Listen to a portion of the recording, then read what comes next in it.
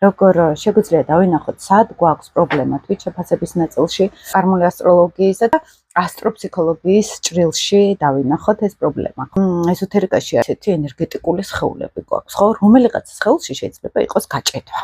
ზოგს მაგალითად შეიძლება კონდეს ღირებულებათა სისტემაში რაღაცნაირად არასწორი ხედვები, არასწორი რწმენა წარმოდგენები ოჯახიდან გამომდინარე ან მაგალითად ცხოვრებისეული სიტუაციებიდან გამომდინარე, ზოგ შეიძლება კონდეს დანაკლისი ან შინაგანი პრობლემა შეიძლება კონდეს პრაქტიკული ნაწილიდან, იქ სატურნის ენერგიაზე როცა ვსაუბრობთ, ხომ პასუხისგებლობების ნაწილთან მაგალითად, ხო? ანუ ყველას აქვს თავისი ცოტა სუსტი ზონები, პირად რუკაში, რომელსაც ხედავთ ძალიან კარგად, რომელიც გვიგდებს თვითშეფასებას, არაცნობიერ დონეზე. მიმღებლობა არის ზოგჯერ საჭირო, მაგრამ ყველას გვაქვს ეს რაღაც ნაკლი, ან რაღაც სერიოზული პრობლემა, ზოგ შეიძლება ჯანმრთელობასთან კონდეს პრობლემები, ზოგ შეიძლება ვიზუალთან კონდეს პრობლემები, ზოგს ხასიათში აქვს პრობლემა, მაგალითად, ზოგს ენერგეტიკულად აქვს რაღაც ბლოკი.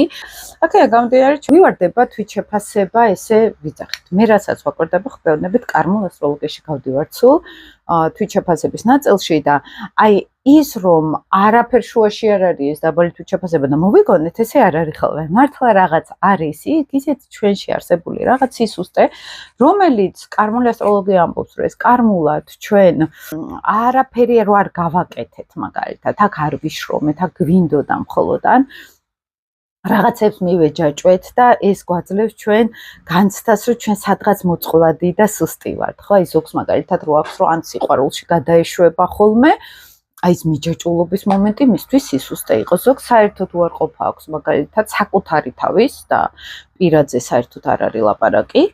სულ აქ განცდა, რომ მე ვერ მიმიღებენ და ამიტომ საერთოდ არ მინდა არანაირი პირადი ურთიერთობა. აი ესეთი არაცნობიერში გამჯდარი კომპლექსები ყოველთვის ვლინდება მე ქცევაში მეკობრება. აი თუ მე ძალიან ისე კოგნიტურად მაღალი თვითშეფასება მაქვს, გონია რომ მე ყველაფერს ვიმსახურებ და ძალიან მაგარი ტიპი ვარ, შეიძლება კარიერაში ბლოკავდე ჩემთან, შეიძლება პირადში უბრალოდ ბლოკავდე ჩემთან, იმიტომ რომ იწყება დაცვითი მექანიზმი იმისთვის, რომ მე ეს არ აღმოვაჩინო, მე ეს არ დავინახო, რომ აქ პრობლემა მაქვს, ხო? და მე იწყება მშენებლობა. აი ეზოთერულად რო ამბობ ხოლმე ასტროლოგიაში კარმულ ასპექტებზე, რომ შამფარეში რო გადაეშვება ადამიანი და ის ჭრილი რო ჩაყლაპავს, სიამტვილეში ეს არის დაცვითი მექანიზმი, ყველაფერს ისე გეგმავს, რომ არ ამოყაროს ეს ნეგატივი.